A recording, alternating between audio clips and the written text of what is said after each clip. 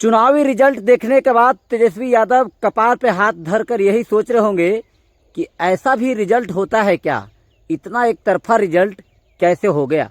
देखिए, जो भी हो, लेकिन ये बिहार के बेरोजगार युवाओं के लिए बड़ा दुर्भाग्य की बात है।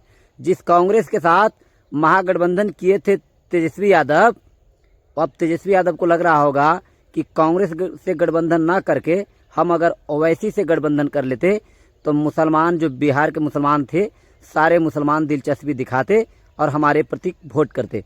ये भी एक कड़वा सच्चाई है कि बिहार के मुसलमान इस बार तेजस्वी यादव को मन चाहे वोट नहीं कर पाया।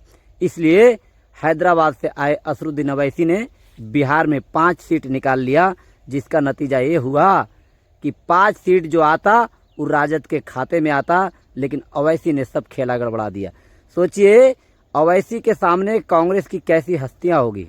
कांग्रेस इतनी बड़ी पार्टियां हैं, उसके बावजूद भी कांग्रेस से तो बढ़िया ओवैसी है जो 5 सीट लाए। और एनडीए में देखिए, अभी तेजस्वी यादव शायद ये सोच रहे होंगे कि काश मेरे साथ जीतन राम मांझी होता तो 5 सीट और होता, काश अगर मांझी जी रह के कांग्रेस ना होता तो हमारे प्रतीक बिहार के दलित, बिहार के मांझी समाज हमें वोट करते।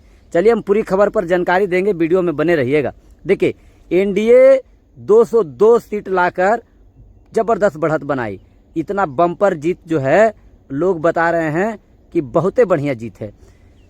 202 सीट एनडीए लाई, महागठबंधन मात्र 35 में सिमट गया। 35, सोचिए कि जो बिहार में पिछले विधानसभा चुनाव में बिहार का सबसे बड़ा पार्टी राजद माना जाता था, उस सबसे तीसरा नंबर का पार्टी बन गया है राजद। बिहार विधानसभा चुनाव जब हुआ था 2020 में, तो सबसे बड़ा पार्टी राजद था, वो आज तीसरे नंबर का पार्टी बन गया। अब देखिए खेला कहाँ से हुआ। अब लोग वही बोल रहे हैं कि नीतीश कुमार जी जो 10,000 रुपया जो दिए ना, इसका सब नतीजा है। सब महिला नीतीश कुमार जी को वोट कर दिए। चलिए, एक अलग बात है। दूसरी बात यह है, जरा आप लोग बताइए, जो बेरोजगार युवा लोग जो तेजस्वी यादव को वोट दिए थे, उनका वोटवा कहाँ चल गया जी? हैं, हमने तो बहुत जगह ग्राउंड रिपोर्टिंग किया, सब लोगों को एक ही मानना था, इस बार तेजस्वी सरकार, इस बार तेजस्वी सरकार। हर लोग ने, हर बेरोजगार युवाओं ने लगा कि तेजस्वी यादव की सरकार बनेगी तो हमें रोजगार मिलेगी, नौकरी मिलेगा। उनका वोट कहाँ चल गया? देखिए, अब राजद के लोग कह रहे हैं कि बड़ा घोटाला हुआ है, ईवीएम को हैक किया गया है, ईवीएम में घोटाला हुआ है। देखिए, ये सच्चाई क्या है इस पर हम कह नहीं सकते हैं, लेकिन एक सच्चाई ये है कि तेजस्वी यादव हारने के बाद लग रहा है ऐसा है कि अब बिहार का आवाज़ कौन उठाएगा। हालांकि तेजस्वी यादव का भी सीट बड़ा खतरे में शाम तक के दिख रहा था, लेकिन आनंद फानन में तेजस्वी यादव का सीट बच गई और लालू प्रसाद यादव जी के बड़े लाल तेज प्रताप यादव जी महुआ से चुनाव हार गए। 5 सीट हम लाए, 5 सीट असरुद्दीन ओवैसी लाया। अब देखिए, अब असरुद्दीन ओवैसी जो है, अब वो कहाँ रहेंगे? अब किसके समर्थन देंगे? महागठबंधन को समर्थन देंगे या फिर एनडीए को समर्थन देंगे, वो देखा जाएगा। लेकिन सबसे बड़ी दिलचस्पी की बात ये रही है, पूरे विधानसभा चुनाव में जो सबसे ज़्यादा वोट हुआ था, सबसे ज़्यादा बातें की गई थी, सबसे ज़्यादा योजना की बात की गई थी, वो थी जीविका दीदी।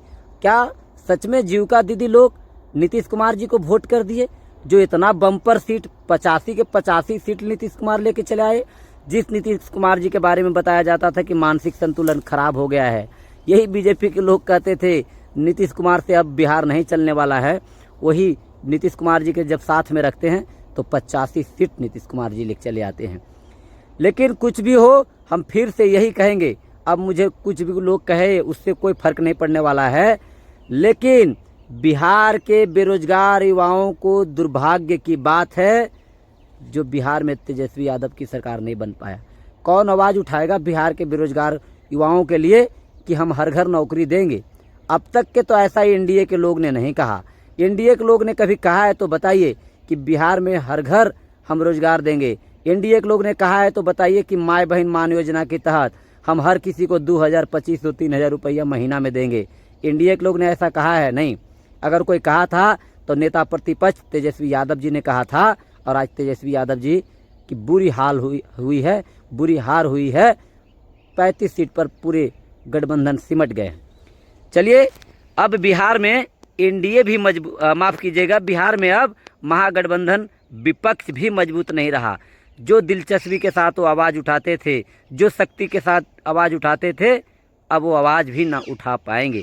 लेकिन वो लालू जी के लाल हैं तेजस्वी यादव, आवाज़ तो सब दिन उठाते ही रहेंगे, चाहे उनका 5 सीट आए, 85 सीट आए, या फिर 55 सीट आए, या फिर महागठबंधन के 35 क्यों न आए। वो बिहार के लाल हैं। तेजस्वी यादव जो हैं, लालू यादव के लाल हैं। वो गरीब, शोषित, वंचित, दलित को मसीहा कहे जाते हैं और वो आवाज़ उठाते रहेंगे।